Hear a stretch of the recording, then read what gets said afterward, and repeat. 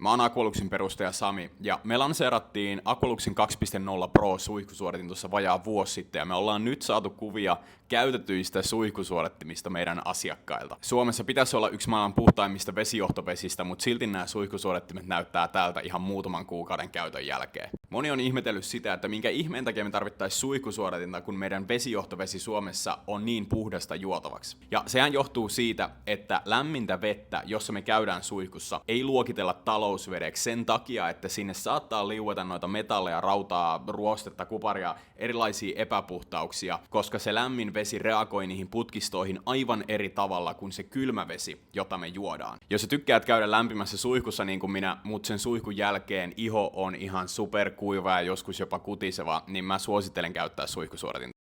Mutta koska jokaisen suihkuvesi, iho ja hiukset on tosi yksilöllisiä, niin me tarjotaan jokaiselle uudelle asiakkaalle 90 päivän tyytyväisyystakuu. Eli jos sä et jostain syystä huomaa mitään eroa hiuksissa ja ihossa tai et muusta syystä oot tyytyväinen, niin sä saat rahat takaisin. Eli sä voit kokeilla suihkusuoritinta nyt 90 päivää täysin riskittä.